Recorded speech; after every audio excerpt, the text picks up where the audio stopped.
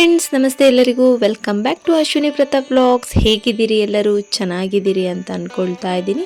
So friends, ಇವತ್ತಿನ ಒಂದು ವ್ಲಾಗಲ್ಲಿ ವರಮಹಾಲಕ್ಷ್ಮಿ ಹಬ್ಬವನ್ನು ಯಾವ ರೀತಿ ನಾನು ಆಚರಣೆಯನ್ನು ಮಾಡಿದೆ ನಮ್ಮ ಮನೆಯಲ್ಲಿ, ಹಾಗೆಯೇ ಯಾವ ರೀತಿ ಪೂರ್ವ ಸಿದ್ಧತೆಯನ್ನು ಮಾಡಿಕೊಂಡು ಎಷ್ಟು ಗಂಟೆಗೆ ಪೂಜೆಯನ್ನು ಮುಗಿಸಿದೆ, ಹಾಗೆಯೇ ಸಂಜೆ ತನಕ ಯಾವ ರೀತಿ ಅಮ್ಮನವರ ಒಂದು ವಿಸರ್ಜನೆ ಆಗಿರ್ಬೋದು ಪ್ರತಿಯೊಂದನ್ನು ನಾನು ಯಾವ ರೀತಿ ಮಾಡ್ತೀನಿ ಅನ್ನೋದನ್ನು ಈ ಒಂದು ವಿಡಿಯೋದಲ್ಲಿ ನಾನು ನಿಮಗೆ ತಿಳಿಸ್ಕೊಡ್ತಾ ಇದ್ದೀನಿ.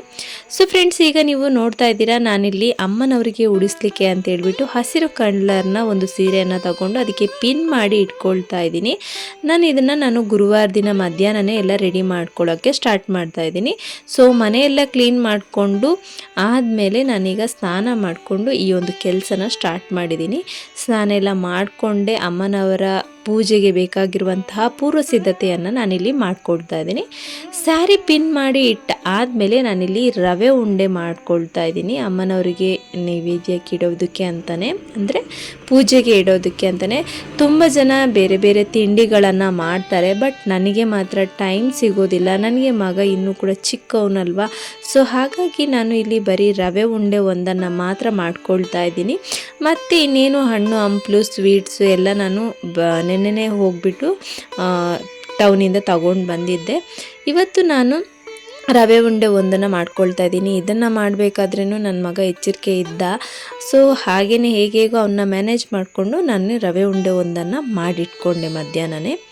ಸೊ ಇದೀಗ ನಾನು ರಾತ್ರಿ ಮಲಗೋದಕ್ಕೂ ಮುಂಚೆ ಮಕ್ಕಳನ್ನೆಲ್ಲ ಮಲಗಿಸ್ಬಿಟ್ಟು ದೇವ್ರ ಮನೆ ಎಲ್ಲ ಕ್ಲೀನ್ ಮಾಡಿಕೊಂಡು ದೇವ್ರ ಫೋಟೋ ಎಲ್ಲ ಒರೆಸ್ಬಿಟ್ಟು ದೀಪ ಆಗಿರ್ಬೋದು, ಹಾಗೆಯೇ ಅಕ್ಷತೆ ಆಗಿರ್ಬೋದು, ಹಾಗೆಯೇ ಕಾಯಿಗೆ ಅರಿಶಿನ ಹಚ್ಚೋದು, ಇದನ್ನೆಲ್ಲ ರೆಡಿ ಮಾಡಿ ಇಟ್ಕೊಳ್ತಾ ಇದ್ದೀನಿ.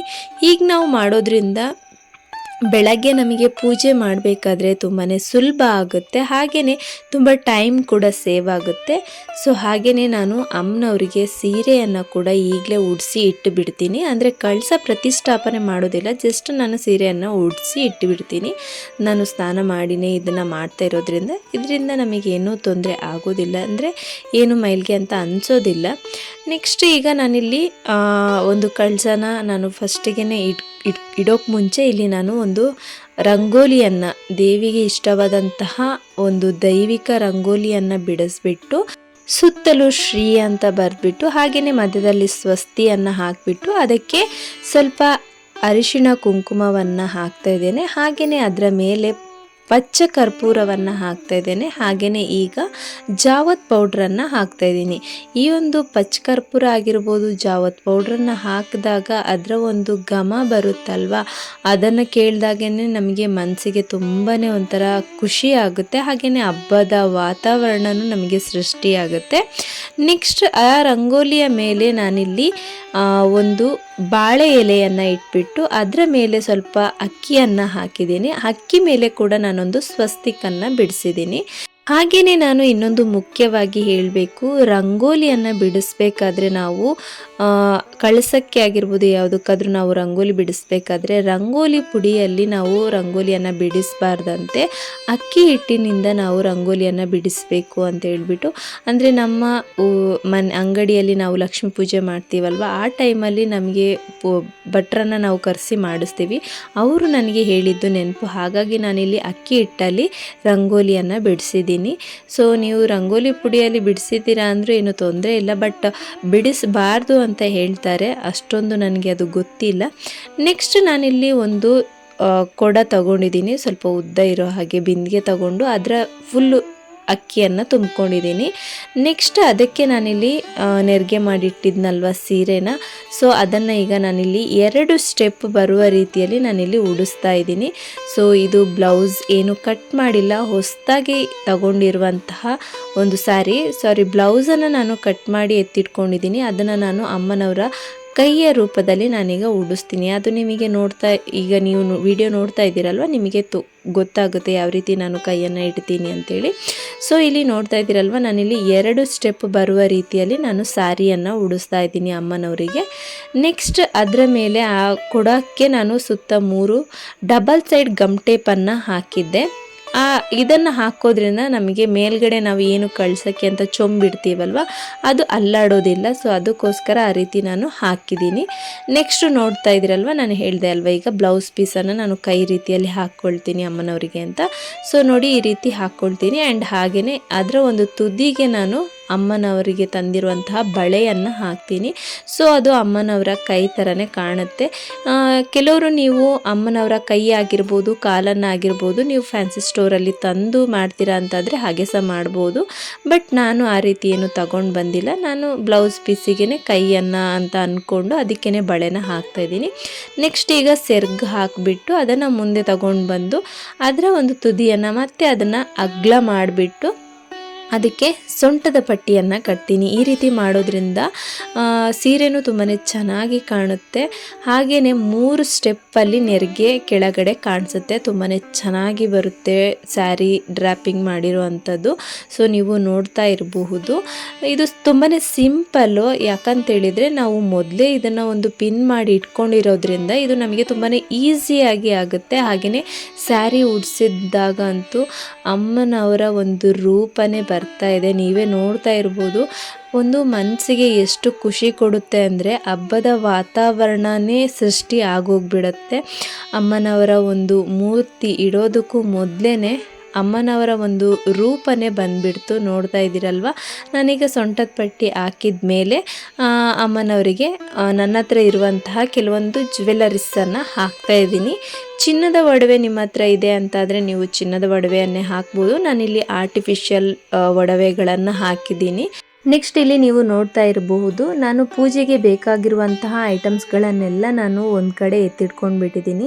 ಈ ರೀತಿ ಮಾಡೋದ್ರಿಂದ ನಮಗೆ ಬೆಳಗ್ಗೆ ಎದ್ಬಿಟ್ಟು ಶಾಂತ ರೂಪವಾಗಿ ನಾವು ಪೂಜೆಯನ್ನು ಮಾಡ್ಕೊಳ್ಬೋದು. ಯಾಕಂತೇಳಿದರೆ ಗಡಿಬಿಡಿ ಆಗೋದಿಲ್ಲ, ಎಲ್ಲ ವಸ್ತುಗಳು ಒಂದೇ ಕಡೆ ಇರುತ್ತೆ. ಸೊ ಹಾಗಾಗಿ ಬೆಳಗ್ಗೆ ಬೇಗನೆ ಎದ್ಬಿಟ್ಟು ಬೇರೆ ಕೆಲಸ ಎಲ್ಲ ಮುಗಿಸ್ಕೊಂಡು ಆದಷ್ಟು ಆರಾಮಾಗಿ ಕಾಮಾಗಿ ಕೂತ್ಕೊಂಡು ನಾವು ದೇವರ ಪೂಜೆಯನ್ನು ಮಾಡ್ಬೋದು. ರಾತ್ರಿ ನಾನು ಮಲಗಬೇಕಾದ್ರೆ 11 ಗಂಟೆ ಆಗಿತ್ತು. ಎಲ್ಲ ರೆಡಿ ಮಾಡಿ ಮಲ್ಕೊಂಡೆ. ನೆಕ್ಸ್ಟ್ ಈಗ ನಾನು ಬೆಳಗ್ಗೆ 3 ಗಂಟೆಗೇ ಎದ್ದೆ. ಯಾಕಂತೇಳಿದರೆ ನನ್ನ ಮಗ ಎದ್ದರೆ ನನಗೆ ಏನು ಕೆಲಸನೂ ಮಾಡೋದಕ್ಕೆ ಬಿಡೋದಿಲ್ಲ. ನಾನು ಡೈಲಿ 5 ಗಂಟೆಗೆ ಎದ್ದೇಳಬೇಕಾದ್ರೇ ಅವನು ನನ್ನ ಜೊತೆನೇ ಎದ್ಬಿಡ್ತಾನೆ. ಹಾಗಾಗಿ ಅವನು ಎದ್ದರೆ ನನಗೆ ಟೈಮ್ ಸಾಲಲ್ಲ ಅಂತೇಳ್ಬಿಟ್ಟು ನಾನು 3 ಗಂಟೆಗೇ ಎದ್ದಿದ್ದೀನಿ. ಎದ್ಬಿಟ್ಟು ಮನೆಯೆಲ್ಲ ಕಸ ಗುಡಿಸಿ ಅಷ್ಟೊತ್ತಿಗೆ ಅತ್ತೆ ಎದ್ಬಿಟ್ರು. ಎದ್ದು ಅವರು ನನಗೆ ನೆಲ ಒರೆಸ್ಕೊಟ್ರು. ಆ್ಯಂಡ್ ಹಾಗೆಯೇ ನಾನು ನೀರಿಗೆ ಉರಿ ಹಾಕಿದ್ದೆ. ಅಷ್ಟರೊಳಗೆ ರಂಗೋಲಿ ಎಲ್ಲ ಬಿಡಿಸ್ಕೊಳ್ಳೋಣ ಅಂತೇಳ್ಬಿಟ್ಟು ಮನೆ ಬಾಗಿಲಿಗೆ ರಂಗೋಲಿ ಹಾಕಿ ಅರಿಶಿನ ಕುಂಕುಮ ಎಲ್ಲ ಇಟ್ಬಿಟ್ಟು ಒಂದು ಕಳಸದ ರಂಗೋಲಿಯನ್ನು ನಾನು ಬಿಡಿಸ್ತಾ ಇದ್ದೀನಿ. ಈ ಒಂದು ರಂಗೋಲಿಯನ್ನು ಬಿಡಿಸ್ಬೇಕಾದ್ರೇ ಮನೆಯಲ್ಲಿ ಹಬ್ಬ ವಾತಾವರಣ ಸ್ಟಾರ್ಟ್ ಆಗಿಬಿಡುತ್ತೆ. ತುಂಬಾ ಒಂಥರ ಮನಸ್ಸಿಗೆ ನೆಮ್ಮದಿ, ಶಾಂತಿ, ಖುಷಿ ಸ್ಟಾರ್ಟ್ ಆಗಿಬಿಡುತ್ತೆ. ಇವತ್ತು ಹಬ್ಬ ಅನ್ನುವಂಥ ಒಂದು ಭಾವನೆನೇ ನಮಗೆ ಬಂದುಬಿಡುತ್ತೆ. ಆ್ಯಂಡ್ ಹಾಗೆಯೇ ನಮ್ಮ ಕಡೆ ನಾವು ಡೈಲಿ ರಂಗೋಲಿಯನ್ನು ಬಿಡಿಸ್ತೀವಿ ಬಾಗಿಲಿಗೆ. ಇದು ಹಬ್ಬದ ದಿನ ಸ್ಪೆಷಲ್ ಅಂತೇನಿಲ್ಲ. ಏನಪ್ಪ ಸ್ಪೆಷಲ್ ಅಂದರೆ ಅಂಗಳದಲ್ಲೊಂದು ಮಾತ್ರ ನಾವು ದೊಡ್ಡದಾಗಿ ರಂಗೋಲಿ ಬಿಡಿಸ್ತೀವಿ. ಬಿಟ್ಟರೆ ಡೈಲಿ ನಾವು ಮಾಮೂಲಿ ಬಾಗಿಲಿಗೆ ರಂಗೋಲಿಯನ್ನು ಹಾಕ್ತೀವಿ. ಆ್ಯಂಡ್ ಈಗ ಟೈಮ್ ನೋಡ್ತಾ ಇರ್ಬೋದು ನೀವು, 5 ಗಂಟೆ ಆಗೋಗ್ಬಿಟ್ಟಿದೆ. ಅಷ್ಟರಲ್ಲೇ ನಂದು ಸ್ನಾನ ಆಗಿ ನಾನು ರೆಡಿಯಾಗೇ ಆಯಿತು. ನೆಕ್ಸ್ಟ್ ನಾನು ಫಸ್ಟು ನೈವೇದ್ಯಕ್ಕೆ ಇಡೋದಕ್ಕೆ ಅಂತ ಇವತ್ತು ಪಾಯಸ ಮತ್ತು ಅವಲಕ್ಕಿ ಮಾಡೋಣ ಅಂತ ಅಂದ್ಕೊಂಡಿದ್ದೆ. ಹಾಗಾಗಿ ಇಲ್ಲಿ ನಾನು ಪಾಯಸಕ್ಕೆ ರೆಡಿ ಮಾಡ್ಕೊಳ್ತಾ ಇದ್ದೀನಿ. ಆ್ಯಂಡ್ ಹಾಗೆಯೇ ಪಾಯಸ ಕುದಿಲಿಕ್ಕೆ ಇಟ್ಕೊಂಡು ಹಾಲು ಮತ್ತು ಶಾವಿಗೆ ಹಾಕಿಬಿಟ್ಟು ಶಾವಿಗೆ ಪಾಯಸವನ್ನು ನಾನು ಮಾಡ್ತಾಯಿದ್ದೀನಿ. ಹಾಗೆಯೇ ಈಗ ಇಲ್ಲಿ ಅವಲಕ್ಕಿಯನ್ನು ಕಲಿಸ್ಕೊಳ್ತಾ ಇದ್ದೀನಿ. ಬೆಲ್ಲ, ತುಪ್ಪ, ಎಳ್ಳು, ಕಾಯಿ ಎಲ್ಲ ಹಾಕಿಬಿಟ್ಟು ಅವಲಕ್ಕಿಯನ್ನು ಕಲಿಸ್ಕೊಳ್ತಾ ಇದ್ದೀನಿ. ನಾನು ಯಾವುದೇ ಒಂದು ಪೂಜೆ ಇದ್ದರೂ ಜಾಸ್ತಿಯಾಗಿ ಅವಲಕ್ಕಿಯನ್ನು ಮಾಡ್ತೀನಿ. ಯಾಕಂತೇಳಿದರೆ ಮನೆಗೆ ಬಂದವರಿಗೆ ಸಹ ಇದು ಪ್ರಸಾದದ ರೂಪದಲ್ಲಿ ನಾವು ಕೊಡ್ಬೋದಲ್ವ. ಹಾಗಾಗಿ ಹೇಗಿದ್ದರೂ ಸಂಜೆ ಅರಿಶಿನ ಕುಂಕುಮಕ್ಕೆ ಮುತ್ತೈದೆಯರನ್ನು ಕರೀಲಿಕ್ಕಿದೆ, ಆಗ ಅವರಿಗೆ ಪ್ರಸಾದ ಕೊಡಬೇಕಲ್ವ. ಸೊ ಹಾಗಾಗಿ ಅವಲಕ್ಕಿಯನ್ನು ಕೂಡ ಮಾಡಿಕೊಂಡೆ. ಹಾಗೆಯೇ ಬೆಳಗ್ಗೆ ತಿಂಡಿಗೆ ಅಂತೇಳ್ಬಿಟ್ಟು ನಾನು ಪಲಾವನ್ನು ಮಾಡ್ತಾಯಿದ್ದೀನಿ.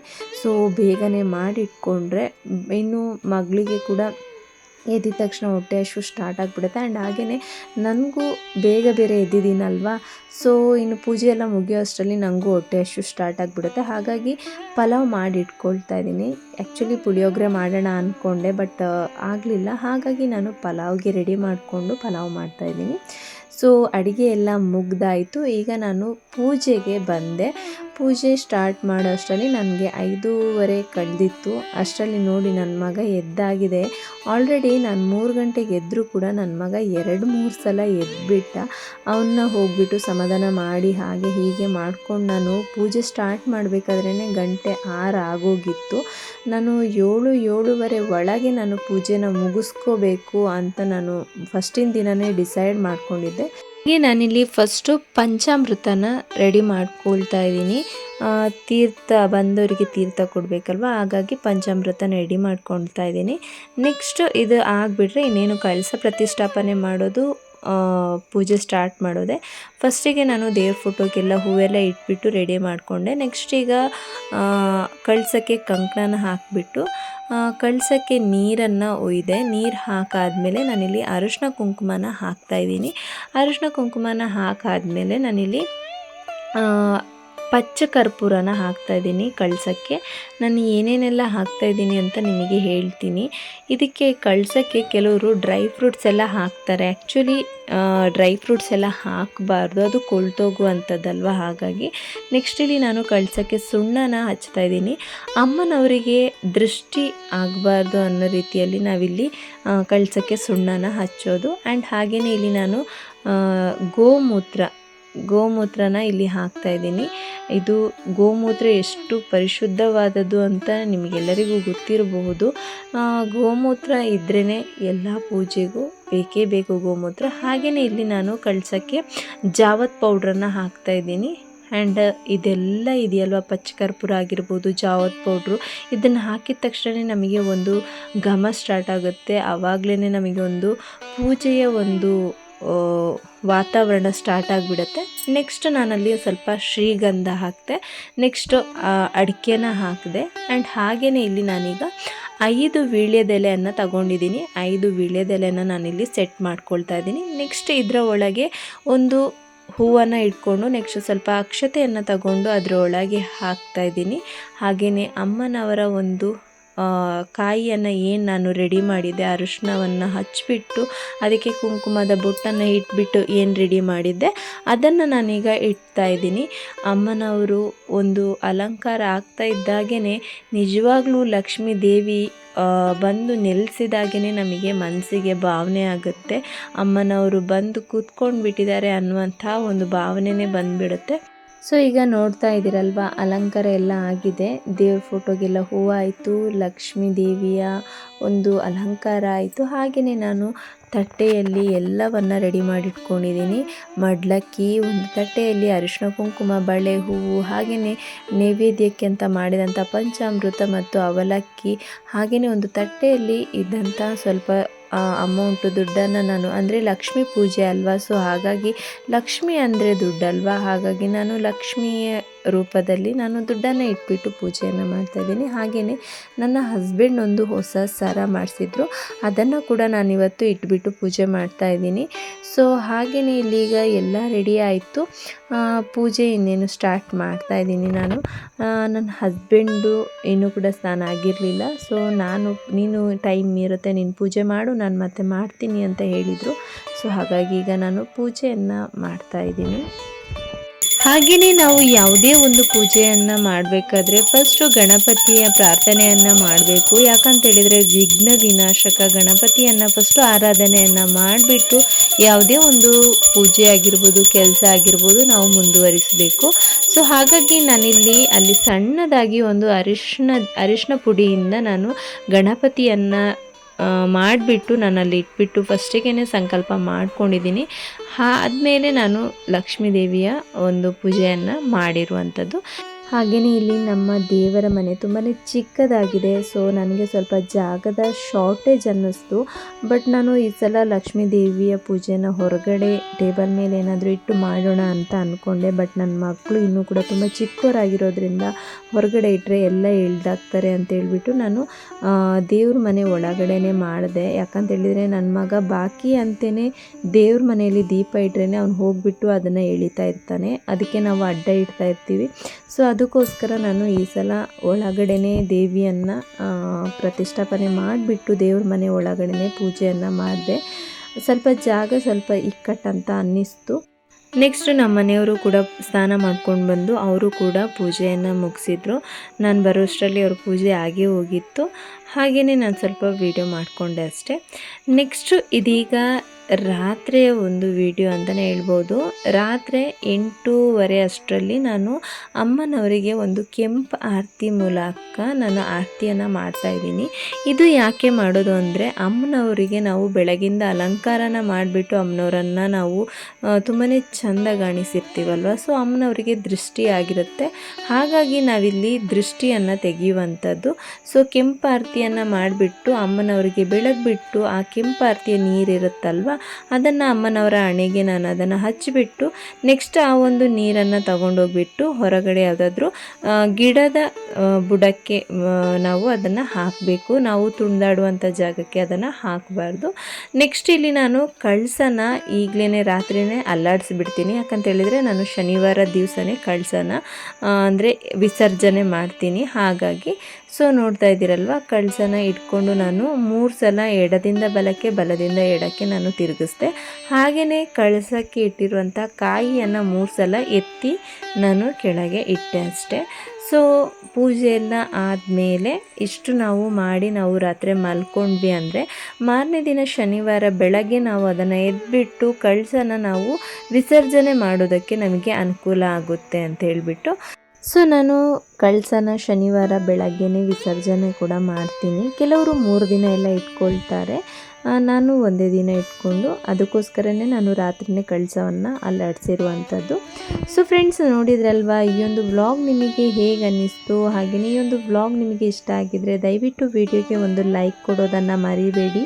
ಹಾಗೆಯೇ ಚಾನಲ್ಗೆ ಹೊಸಬರಾಗಿದ್ದರೆ ಚಾನಲನ್ನು ಸಬ್ಸ್ಕ್ರೈಬ್ ಮಾಡ್ಕೊಳ್ಳಿ. ಹಾಗೆಯೇ ಈ ಒಂದು ವಿಡಿಯೋನ ನಿಮ್ಮ ಫ್ರೆಂಡ್ಸ್ಗೆ ಶೇರ್ ಮಾಡಿ ಅಂತ ಹೇಳ್ತಾ ಇವತ್ತಿನ ವ್ಲಾಗನ್ನು ನಾನು ಇಲ್ಲಿಗೆ ಮುಗಿಸ್ತಾ ಇದ್ದೇನೆ. ಹಾಗೆಯೇ ಈ ಒಂದು ವ್ಲಾಗ್ ಬಗ್ಗೆ ಏನೇ ಒಂದು ನಿಮ್ಮ ಒಂದು ಅಭಿಪ್ರಾಯ ಇದ್ದರೆ ದಯವಿಟ್ಟು ಕಮೆಂಟ್ ಬಾಕ್ಸಲ್ಲಿ ತಿಳಿಸಿ. ಹಾಗೆಯೇ ನೀವು ಯಾವ ರೀತಿ ವರಮಹಾಲಕ್ಷ್ಮಿಯನ್ನು ಆಚರಿಸಿದ್ರಿ ಅನ್ನೋದನ್ನು ನನಗೆ ತಿಳಿಸಿ ಅಂತ ಹೇಳ್ತಾ ಈ ಒಂದು ವ್ಲಾಗ್ನ ಇಲ್ಲಿಗೆ ಮುಗಿಸ್ತಾ ಇದ್ದೀನಿ.